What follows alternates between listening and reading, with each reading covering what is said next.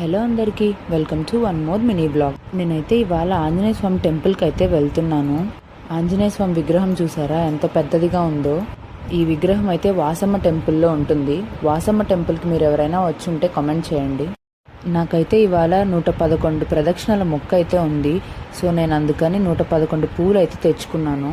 పూలు ఎందుకంటారా, మనమైతే ప్రతి ప్రదక్షిణని నోటుతో అయితే కౌంట్ చేయలేం కదా. సో అందుకని 111 పూలు ఉంటే ప్రతి ప్రదక్షిణకి ఒక్కొక్క పువ్వును అయితే నేను దేవుడి విగ్రహం ముందర అయితే వేస్తున్నాను. నాకైతే మొత్తం 111 ప్రదక్షిణలు కంప్లీట్ అవ్వడానికి 1 అవర్ అయితే పట్టింది. ఫైనల్గా నా 10 ప్రదక్షిణలు అయితే కంప్లీట్ అయిపోయాయి. మేము వెళ్ళినప్పుడు టెంపుల్ అయితే క్లోజ్లో ఉంది. సో మేము ఇంకా బయట నుంచి దండం పెట్టుకోవాల్సి వచ్చింది. నేనైతే కర్పూరం వెలిగించి హారతి ఇచ్చేసి టెంకాయ అయితే కొట్టేశాను. ఇంకా మేమైతే కర్పూరం కొండెక్కే వరకు అక్కడ కాసేపు కూర్చొని ఇంకా దేవుడికి దండం పెట్టుకొని ఇంటికైతే స్టార్ట్ అయిపోయాము. అంతే ఈ vlog. Thanks for watching. Please subscribe to my channel.